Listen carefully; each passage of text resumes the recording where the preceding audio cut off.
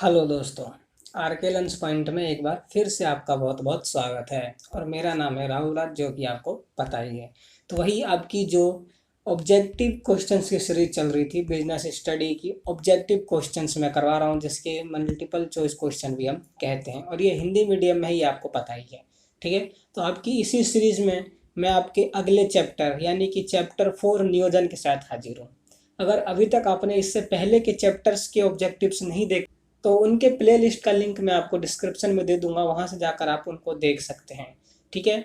और आपको and screen में भी एक दो वीडियो मिल जाएगी, तो आप वहां से भी जाकर देख सकते हैं। ठीक है। और अगर आप चैप्टर्स के नोट्स डाउनलोड करना चाहते हैं तो आप चैप्टर की वीडियोस में जाइए, वहाँ डिस्क्रिप्शन में ही उनका लिंक दिया हुआ है, तो वहाँ से जाकर आप डाउनलोड कर सकते हैं। और अगर आप चाहें तो मैं आपको इस वीडियो के डिस्क्रिप्शन में भी लिंक दे सकता हूँ। तो अगर आपको चाहिए तो आप कमेंट जरूर कीजिएगा, मैं आपको कमेंट में ही लिंक कर दूंगा, पिन कर दूंगा। ठीक है। तो चलिए अब बिना किसी देर के इसको स्टार्ट करते हैं। तो सबसे पहला प्रश्न, एक अच्छी योजना होती है, एक अच्छी योजना कैसी होती है ये आपको बताना है। ऑप्शन ए है दृढ़, ऑप्शन बी खर्चीली, ऑप्शन सी लोचपूर्ण, या ऑप्शन डी समय लेने वाली। तो जो हमारी एक अच्छी योजना होती है वो हमारी लोचपूर्ण होती है, परिवर्तनशील होती है। ठीक है। लोचपूर्ण का मतलब जिसमें परिवर्तन किया जा सके। तो जब मैं आपको चौथा चैप्टर पढ़ा रहा था तो मैंने आपको बहुत अच्छे से पढ़ाया था कि जब भी हम योजना बनाते हैं तो उसको हम लोचपूर्ण बनाते हैं, ताकि अगर भविष्य में हमें उसमें कोई बदलाव या परिवर्तन करने की आवश्यकता पड़ती है तो हम उसको आसानी से कर सकें। ठीक है। तो हमारी एक अच्छी योजना लोचपूर्ण होती है। ठीक है। अगला प्रश्न, नीति निर्धारण कार्य है। नीति निर्धारण कौन से स्तर का कार्य है? तो आपको पता ही होगा, उच्च स्तर का कार्य है। कौन सा है? उच्च स्तर। ठीक है। तो चलिए अगले प्रश्न पर चलते हैं। नियोजन है। नियोजन क्या है आपको ये बताना है। नियोजन है, नियोजन क्या है? ए आवश्यक, बी अनावश्यक, सी समय की बर्बादी, और डी धन की बर्बादी। बताइए। तो नियोजन आवश्यक है, क्योंकि नियोजन के बिना तो कोई भी कार्य हो ही नहीं सकता। कोई सा भी कार्य हो, दुनिया की छोटी से लेकर बड़ी कार्य है, कोई सा भी, सबके लिए हमें नियोजन करना ही पड़ता है। हमें सोचना ही पड़ता है कि हम जो करने वाले हैं कैसे करेंगे, कब करेंगे, क्या क्या उसमें सामान लगेगा, है ना। तो ऐसा कोई भी कार्य नहीं है पूरी दुनिया में जिसके लिए हमें नियोजन ना करना पड़े। ठीक। तो नियोजन आवश्यक होता है। अगला प्रश्न, नियोजन प्रबंध का कार्य है। नियोजन प्रबंध का कौन सा कार्य है? ऑप्शन ए प्राथमिक, ऑप्शन बी द्वितीय, ऑप्शन सी तृतीय, ऑप्शन डी चतुर्थ। बताइए। तो जो नियोजन है आपको पता है कि क्या है? प्रबंध का प्राथमिक कार्य है। ठीक है। क्योंकि सबसे पहले नियोजन किया जाता है। ठीक है। चलिए अगले प्रश्न पर। नियोजन एक भौतिक कसरत है। जो नियोजन है वो एक भौतिक कसरत है। ऑप्शन ए हाँ, ऑप्शन बी नहीं, ऑप्शन सी हो सकता है, या ऑप्शन डी कोई नहीं। तो आपको पता होगा कि नियोजन भौतिक यानी कि फिजिकल कसरत नहीं है। जो नियोजन है वो मेंटल कसरत है। क्या है? मेंटल, मेंटल कसरत है। ठीक है। तो इसका आंसर क्या होगा बताइए। इसका ऑप्शन होगा बी, नहीं। नियोजन एक भौतिक कसरत नहीं है। क्यों नहीं है? क्योंकि नियोजन एक मानसिक है, मेंटल, दिमागी। नियोजन नियोजन करने से हमें हमारा दिमाग क्या करता है? इस्तेमाल होता है। तो इससे हमारे दिमाग की एक्सरसाइज होती है। ठीक है। तो इसका क्या होगा आंसर? ऑप्शन बी, नहीं। अब चलते हैं 7वें पर। बजट का अर्थ है। बजट का क्या अर्थ है? ऑप्शन ए निष्पादन का नियोजित लक्ष्य, भविष्य के कार्यकलाप का प्रयोग, संसाधनों का सही वितरण, या आशान्वित परिणाम का अंकों में वितरण। बताइए बजट का क्या अर्थ है। तो बजट का अर्थ होता है जो हमारा, वो होता है, ऑप्शन डी है आपका इसका करेक्ट आंसर, आशान्वित परिणाम का अंकों में वितरण। ठीक है। मतलब कि जो हमने अनुमान लगाया था शुरू में, क्या उसके परिणाम उसके अनुसार आया है या नहीं आया, यहाँ पर क्या किया जाता है? इसका अध्ययन किया जाता है। ठीक है। निष्पादन का नियोजित लक्ष्य तो इसमें नहीं होता। ठीक है। उद्देश्य निर्धारित करते टाइम करते हैं, भविष्य के लिए कार्यकलाप का प्रयोग भी उसी टाइम कर देते हैं, और संसाधनों का सही वितरण भी हम उद्देश्य निर्धारित करते समय ही करते हैं। बस एक ये बचा कि हमने जो अनुमान लगाया होता है कि हमारा जो कंपनी है इस साल के अंत में इस लक्ष्य तक पहुंचेगी। ठीक है। तो फिर हम अंत में जब बजट होता है हमारा, तो हम उसमें देखते हैं कि क्या हमारी कंपनी उस लक्ष्य तक पहुंची या नहीं पहुंची, उसको समराइज करते हैं। ठीक है, तो इसका आंसर होगा आपका ऑप्शन डी। चलिए अब अगले प्रश्न पर चलते हैं। निम्नलिखित में से कौन सी नियोजन की सीमा नहीं है? नियोजन की सीमा नहीं है ये आपको बताना है। ऑप्शन ए कठोरता, ये तो है। ऑप्शन बी समय की बर्बादी, ये भी है। ऑप्शन सी नियंत्रण का आधार, क्या ये है? बिल्कुल नहीं। इसका जो करेक्ट आंसर होगा ऑप्शन सी होगा, क्योंकि अत्यधिक लागत ऑप्शन डी है जो ये सीमा है। ऑप्शन ए, बी और डी है, ये तीनों चीजें क्या है? ऑप्शन सॉरी नियोजन की सीमाएं हैं। लेकिन जो ऑप्शन सी है नियंत्रण का आधार, ये नियोजन की सीमा नहीं, ये नियोजन की विशेषता है। ठीक है, कि जो नियोजन है वो नियंत्रण के लिए आधार प्रस्तुत करता है। ठीक है, जब मैं आपको नियोजन की विशेषताएं पढ़ा रहा था तो मैंने आपको इसमें ये पढ़ाया था, बहुत अच्छे से पढ़ाया था। ठीक है, तो इसका जो करेक्ट आंसर होगा ऑप्शन सी होगा।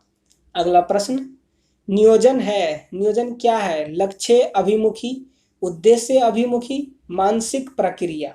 बताइए नियोजन क्या है? तो आपको पता है कि नियोजन में ये तीनों ही चीज शामिल होती हैं। लक्ष्य भी उसमें शामिल होता है, उद्देश्य भी शामिल होता है, और इससे हमारी मानसिक प्रक्रिया है जिसको हमारा दिमाग के ऊपर जोर पड़ता है, दिमाग से सोच के कोई भी प्रक्रिया तैयार करना पड़ता है। तो इसका होगा आपका ऑप्शन डी, सभी। ये सभी क्या है? नियोजन है। अगला प्रश्न, जॉर्ज आर टेरी के अनुसार नियोजन के प्रकार कितने हैं? जॉर्ज आर टेरी के अनुसार, ठीक, जॉर्ज आर टेरी के अनुसार नियोजन के कितने प्रकार हैं? तो इसका होगा आपका ऑप्शन सी, करेक्ट आंसर 4। जो जॉर्ज टेरी हैं इन्होंने नियोजन के 4 प्रकार बताए हैं। ठीक है। अगला प्रश्न, निर्णय लेने में सहायक होता है। निर्णय लेने में क्या सहायक होता है ये बताना है आपको। ये मिसप्रिंट हो गया, ये प्रश्न नंबर 4 नहीं, ये प्रश्न नंबर 12 है। ठीक है, क्या है? 12। ऑप्शन ए है उद्देश्य, नीतियां, कार्यक्रम, या ऑप्शन डी इनमें से कोई नहीं। तो जो निर्णय लेने में हमारा सहायक होती हैं वो होती हैं नीतियां। नीतियों को ध्यान में रखकर हम कोई भी निर्णय लेते हैं, नीतियों से हमें सहायता मिलती है निर्णय में। ठीक है, तो अगले प्रश्न की ओर चलते हैं। नियोजन एक प्रक्रिया है। जो नियोजन है वह एक प्रक्रिया है। कैसी है? ऑप्शन ए संगठित, ऑप्शन बी उद्देश्य निर्धारित, ऑप्शन सी संगठित एवं उद्देश्य निर्धारित दोनों, या ऑप्शन डी इनमें से कोई नहीं।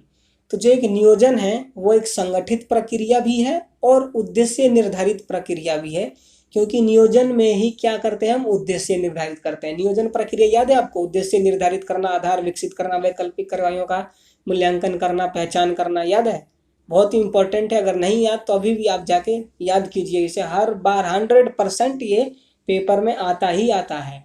ठीक है, तो नियोजन प्रक्रिया बहुत इंपॉर्टेंट है, उसको जरूर याद कर ले अगर आपको याद नहीं है तो इस प्रश्न का जो आंसर होगा वो होगा ऑप्शन सी, दोनों।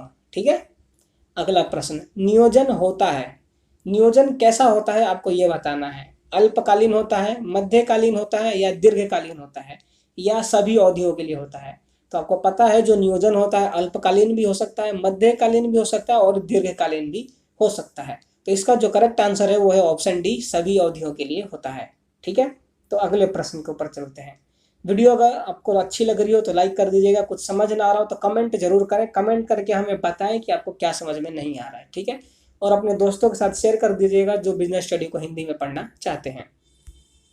अगला प्रश्न, नियोजन में शामिल है, नियोजन में क्या क्या शामिल है? ऑप्शन ए क्या करना है, कब करना है, ऑप्शन सी कैसे करना है, ऑप्शन डी सभी। तो आपको पता है कि नियोजन में ये सारी चीजें शामिल है, तो इसका आंसर होगा ऑप्शन डी। नियोजन के नियम होते हैं, नियोजन के नियम होते हैं, कैसे होते हैं नियोजन के नियम आपको ये बताना है। ऑप्शन ए कमजोर, ऑप्शन बी कठोर, ऑप्शन सी चलनशील, ठीक है, ऑप्शन डी इनमें से कोई नहीं। तो ये जो चलनशील है ना ये लोचशील होगा, चलनशील नहीं लोचशील। ठीक है, ये मिसप्रिंट है यहाँ पर, चलनशील नहीं होगा, इसका यहाँ पर क्या ऑप्शन होगा? लोचशील। ठीक है, क्या होगा? लोचशील। तो जो नियोजन के नियम है वो कैसे हैं? कठोर होते हैं। Option B is the correct answer. ठीक है, कठोर होते हैं, हर हाल में आपको उन नियमों का पालन करना ही पड़ेगा अगर आप उद्देश्य क्या करना चाहते हो? सफलतापूर्वक प्राप्त करना चाहते हो तो। ठीक है, तो इसलिए जो नियोजन के नियम होते हैं वो कठोर होते हैं। ठीक है, अगला प्रश्न, सामान्य रूप में भविष्य में क्या करना है, इससे पहले ही तय करना नियोजन है, यह कथन है। सामान्य रूप से भविष्य में क्या करना है यह पहले ही तय कर लेना नियोजन है, यह कथन किसने कही है? ठीक है, option A Terry, option B Newman, option D Donnell या ऑप्शन डी बिली ईगोज। ठीक, तो इसका आपको आंसर बताना है कि ये किसने कहा है। ठीक है, तो ये कहा है न्यूमैन ने। किसने कहा है? न्यूमैन। ये प्रश्न इंपॉर्टेंट है आपके लिए, हो सकता है पेपर में पूछ लिया जाए, तो ऐसे प्रश्नों को जरूर एक बार ध्यान से पढ़ा करें। अगला प्रश्न, व्यवसाय नियोजन को प्रविवरण के रूप में जाना जाता है। ठीक है, व्यवसाय नियोजन को प्रविवरण के रूप में जाना जाता है, किसने कहा है? किसने कहा है कि व्यवसाय नियोजन को प्रविवरण के रूप में जाना जाता है? ऑप्शन ए है fuel, option B tailor, option C कार्टिलोफ या ऑप्शन डी हिटलर। बताइए कौन सा है? तो इसका जो करेक्ट आंसर है वो है आपका कार्टिलोफ।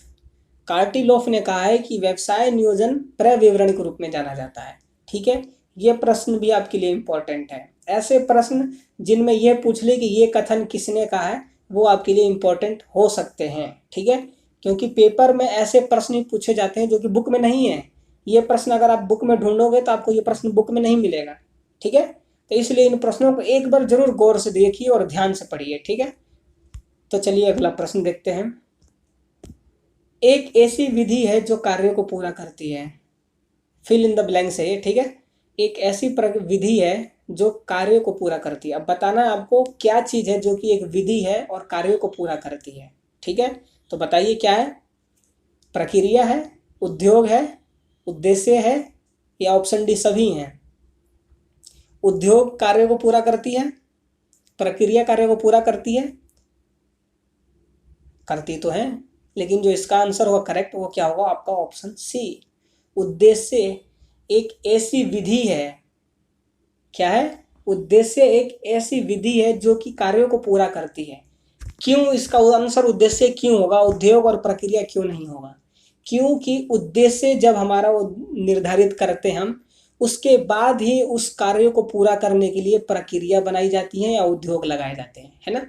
तो सबसे पहले हमारे दिमाग में हम क्या करते हैं, देखते हैं कि हमें करना क्या है, मतलब कि उद्देश्य निर्धारित करते हैं। ठीक है, तो इसलिए इसका आंसर होगा क्या होगा? उद्देश्य, क्योंकि उद्देश्य को पूरा करने के लिए ही कार्य किया जाता है ना? उद्देश्य को प्राप्त करने के लिए तो हम सभी कार्य करते हैं। तो जो उद्देश्य है यही एक ऐसी विधि है जिसको हम प्राप्त करने के लिए सभी कार्यों को पूरा करते हैं। अगला प्रश्न, निर्णय लेने में सहायक होता है। ये प्रश्न रिपीट है लेकिन कोई नहीं, आपको पता है इसका आंसर क्या है? नीतियां। नीतियां हमें निर्णय लेने में सहायता करती हैं। अगला प्रश्न, निम्नलिखित में से कौन नियोजन के प्रकृति है? निम्नलिखित में से कौन नियोजन के प्रकृति है? ठीक है, ऑप्शन है पारस्परिक निर्भरता, ऑप्शन बी प्राथमिक कार्य, ऑप्शन सी भविष्यवाणी करना, ऑप्शन डी सभी। तो जो नियोजन की प्रकृति है वो इन सभी से मिलती है, मतलब नियोजन की जो प्रकृति है वो सभी है, उसमें ये सभी तीनों चीजें ही क्या है? शामिल है। तो इसका जो आपका आंसर होगा वो होगा ऑप्शन डी, है ना? क्योंकि नियोजन में हम क्या करते हैं, नियोजन पारस्परिक निर्भर होता है। ठीक है, भविष्य पर निर्भर होता है, भूतकाल पे नहीं, भविष्य पे। और जो प्राथमिक कार्य है नियोजन, ये तो आपको पता ही है, प्राथमिक कार्य है प्रबंध का, और ये भविष्यवाणी भी करता है, क्योंकि भविष्य में जो होने वाला उसको पहले से ही या आंक लेता है ना, उसका अनुमान लगा लेता है और उसके अनुसार फिर नियोजन किया जाता है ना? तो इसलिए भविष्यवाणी भी इसको करना कहते हैं। तो इसका जो करेक्ट आंसर होगा वो होगा आपका ऑप्शन डी, ये सभी हैं। ठीक है, अगला क्वेश्चन, व्यवसाय नियोजन के मुख्य उद्देश्य हैं। जो व्यवसाय नियोजन है उसके मुख्य उद्देश्य क्या हैं? भावी कार्यों में निश्चित, ठीक है, प्रबंध में मितव्ययता, कुशलता में वृद्धि, ऑप्शन डी सभी। तो आपको पता है कि जो नियोजन के मुख्य उद्देश्य होते हैं उनमें ये सभी चीजें शामिल होती हैं। तो इसका जो करेक्ट आंसर होगा वो होगा ऑप्शन डी सभी, है ना? जब भी हम नियोजन का उद्देश्य निर्धारित करते हैं तो क्या होता है, भावी क्रियाओं को निश्चित किया जाता है, मितव्ययता बनाई जाती है उसमें, और कुशलता में वृद्धि की जाती है ना, ताकि उद्देश्य को सफलतापूर्वक और जल्दी प्राप्त कर लिया जाए। तो अब अगले प्रश्न की ओर चलते हैं। नियोजन की तकनीक है, नियोजन की इनमें से तकनीक कौन सी है आपको ये बताना है। उप योजनाओं का निर्माण करना है, बिल्कुल है। क्रियाओं का समय निर्धारित करना, ये भी है कि कौन सी काम को कितने समय में करना है। अगला सूचनाओं का विश्लेषण करना, बिल्कुल ये भी है, सूचनाओं का विश्लेषण भी करती है। ऑप्शन डी सभी। तो इसका जो करेक्ट आंसर है वो आपका ऑप्शन डी है, सभी। ठीक है, ये सभी नियोजन की तकनीकें हैं। अगला प्रश्न, नियोजन होता है ऑप्शन ए भूतकाल के लिए, ऑप्शन बी वर्तमान काल के लिए, या ऑप्शन सी भविष्य काल के लिए। तो इसका जो आपका करेक्ट आंसर होगा वो क्या होगा, ऑप्शन सी भविष्य काल के लिए हम नियोजन करते हैं, है ना। अगर हम आज नियोजन बना रहे हैं कोई, ठीक है, तो क्या हम उसका प्रयोग आज ही कर लेते हैं? नहीं, हम आगे आने वाले दिनों के लिए नियोजन बनाते हैं। तो आगे आने वाले दिन भविष्य से रिलेटेड होते हैं ना, तो ये जो नियोजन होता है हमारा वो भविष्य के लिए होता है। ठीक है, नियोजन भविष्य के लिए बनाई जाती है।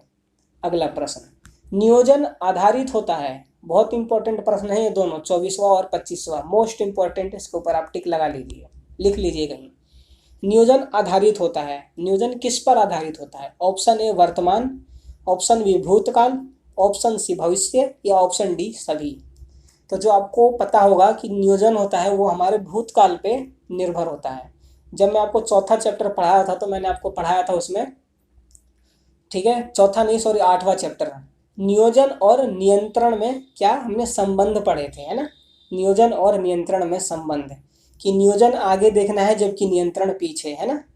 और उसमें हमने क्या पढ़ा था कि नियोजन को आगे देखना हम इसलिए कहते हैं क्योंकि नियोजन जो होता है हम उसको भविष्य के बारे में देखकर, भविष्य को आंक कर, अनुमान लगाकर नियोजन करते हैं, क्योंकि नियोजन का प्रयोग हमने भविष्य में करना होता है।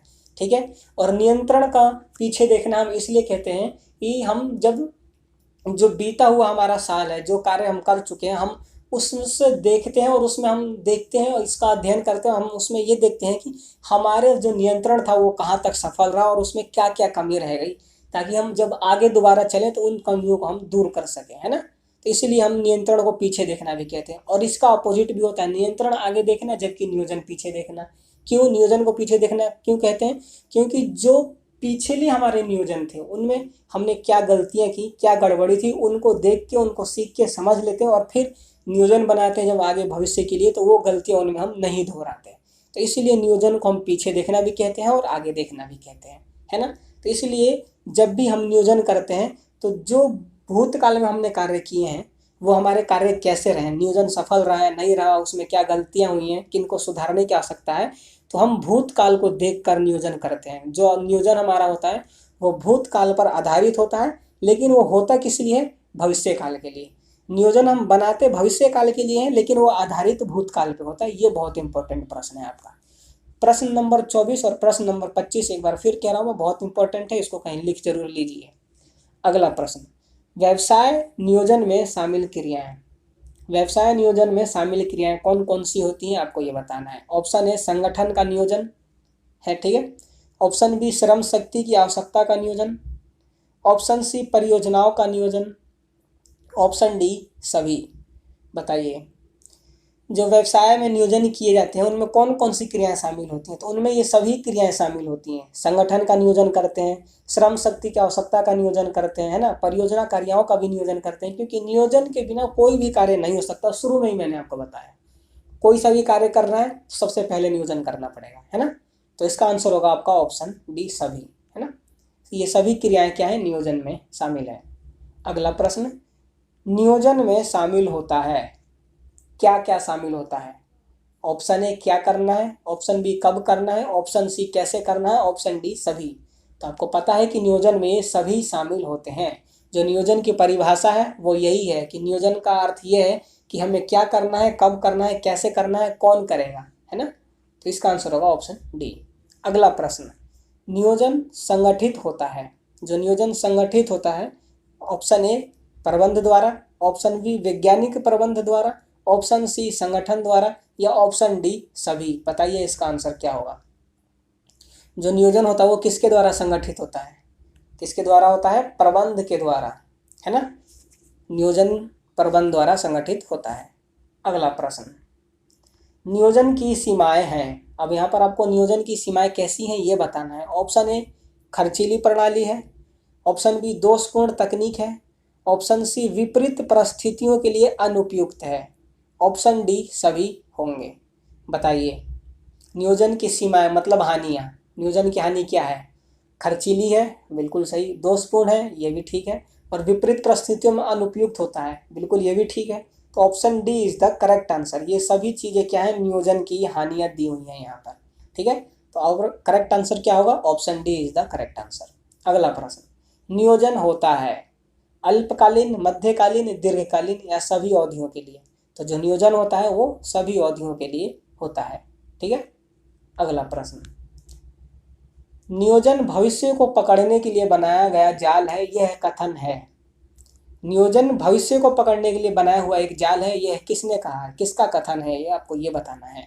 तो बताइए, option A Henry, option B Newman, option C Alan या ऑप्शन डी टेरी। किसने कही है ये बात, तो ये बात ऑप्शन सी एलान ने कही है। किसने कही है, एलान ने। एलान का कहना था कि जो नियोजन है वो भविष्य को पकड़ने के लिए एक जाल है, ठीक है। जैसे चूहे को पकड़ने के लिए जाल बनाते हैं, वैसे ही भविष्य को पकड़ने के लिए नियोजन बनाया गया है। अगला प्रश्न, नियोजन है लक्ष्य अभिमुखी, उद्देश्य अभिमुखी, मानसिक प्रक्रिया। ऑप्शन डी सभी। तो जो नियोजन है वो सभी है, क्योंकि नियोजन में ये सभी चीजें ही शामिल होती हैं। तो option D is the correct answer. चलिए अगले प्रश्न पर चलते हैं। निर्णय लेने में सहायक है, निर्णय लेने में सहायक है। ऑप्शन ए कार्यक्रम, ऑप्शन बी उद्देश्य, ऑप्शन सी नीतियां, ऑप्शन डी सभी। तो जो निर्णय लेने में क्या सहायक होती हैं, नीतियां सहायक होती हैं। क्वेश्चन रिपीटेड है लेकिन कोई नहीं। अगला प्रश्न, कार्यक्रम का निर्धारण आवश्यक है वैज्ञानिक डैश के लिए। बताइए, जो कार्यक्रम का निर्धारण आवश्यक है वो वैज्ञानिक डैश के लिए है, ठीक है। ऑप्शन ए आवश्यकता, ऑप्शन बी प्रबंध, ऑप्शन सी संगठन या ऑप्शन डी नियंत्रण। फिल इन द ब्लैंक्स भरना है। तो इसका करेक्ट आंसर क्या होगा, तो इसका जो करेक्ट आंसर होगा वो होगा ऑप्शन बी प्रबंध। वैज्ञानिक प्रबंध के लिए कार्यक्रम का निर्धारण करना आवश्यक है, ठीक है। किसके लिए, वैज्ञानिक प्रबंध के लिए। अगला प्रश्न, व्यवसाय नियोजन का प्रमुख महत्व है। व्यवसाय जो नियोजन होता है उसका महत्व क्या है, निवेशकर्ताओं को आकर्षित करना, ऑप्शन बी दिशा निर्देशन में, या ऑप्शन सी उत्तोलन शक्ति प्रदान करने में। बताइए क्या होगा इसका आंसर। इसका आंसर होगा आपका ऑप्शन डी, ठीक है। तो व्यवसाय नियोजन होते हैं उनका महत्व ये सभी होता है, ये सभी उसके महत्व हैं, ठीक है। अगला प्रश्न, व्यवसाय नियोजन के मुख्य अवयव हैं। व्यवसाय नियोजन के मुख्य अवयव हैं। ऑप्शन ए व्यवसाय का वर्णन करना, ऑप्शन बी अधिशासी सारांश, ऑप्शन सी व्यवसाय का वर्णन एवं आधासी सारांश, ठीक है, अधिशासी सारांश, ऑप्शन डी इनमें से कोई नहीं। बताइए, तो इसका जो करेक्ट आंसर होगा ऑप्शन सी, ये दोनों ही होंगे, ठीक है। जो व्यवसाय नियोजन के मुख्य अवयव हैं वो ये दोनों ही हैं, व्यवसाय का वर्णन करना है और अधिशासी सारांश, ठीक है। अगला प्रश्न, नियोजन प्रक्रिया है। ऑप्शन ए संगठित, ऑप्शन बी उद्देश्य निर्धारित, ऑप्शन सी सरल या ऑप्शन डी ए और बी दोनों। तो इसका जो करेक्ट आंसर है वो ऑप्शन डी है आपका, ए और बी दोनों। नियोजन एक संगठित प्रक्रिया है और उद्देश्य निर्धारित प्रक्रिया भी है। लास्ट प्रश्न है आपका, कार्य के आधार पर नियोजन को किन किन भागों में बांटा जा सकता है। हम एक प्रबंध के बहुत सारे कार्य होते हैं आपको पता है, ठीक है। नियोजन में भी बहुत सारे कार्य होते हैं पता है आपको। तो हम कार्यों के आधार पर, ठीक है, कार्यों के आधार पर हम नियोजन को किन किन भागों में बांट सकते हैं। उच्च स्तरीय नियोजन, मध्य स्तरीय नियोजन और निम्न स्तरीय नियोजन, है ना। तो हम इनको तीनों में ही बांट सकते हैं, ठीक है। जो नियोजन में जो मेन कार्य हैं महत्वपूर्ण वो उच्च स्तर में, उससे थोड़े जो कम महत्वपूर्ण है वो मध्य में, और जो थोड़े ज़्यादा ही कम महत्वपूर्ण है वो निम्न स्तर में दिया जा सकता है। तो काम के अनुसार उनको हम हर स्तर पर बांट सकते हैं। तो इसका ऑप्शन डी सभी में बांट सकते हैं, इसका करेक्ट आंसर होगा। तो ये आपकी इस वीडियो का लास्ट प्रश्न था जो यहाँ पर हमने कर लिया। मैं आशा करता हूँ कि आपको समझ में आया होगा। अगर आपको कुछ भी समझ में नहीं आया, कोई प्रॉब्लम है तो कमेंट करके ज़रूर बताएं। वीडियो अच्छी लगी हो तो लाइक कर दें, अपने दोस्तों के साथ शेयर करना ना भूलें। हमारे चैनल से जुड़े रहना चाहते हैं तो चैनल को सब्सक्राइब कर लें, बेल आइकन को प्रेस कर लें ताकि नोटिफिकेशन आप तक पहुँचती रहें। कमेंट करके ज़रूर बताएं, जैसा कि मैंने आपको बताया कि कोई भी परेशानी हो या कोई और वीडियो देखना चाहते हैं तो कमेंट जरूर करें। तो वीडियो अच्छी लगी हो तो लाइक कर दें, अपने दोस्तों के साथ शेयर करना ना भूलें जो कि बिजनेस स्टडी हिंदी में पढ़ना चाहते हैं। तो आज की वीडियो में बस इतना ही। बहुत जल्द मैं आपकी अगली वीडियो के साथ हाजिर होऊंगा। तब तक के लिए गुड बाय, जय हिंद, जय भारत।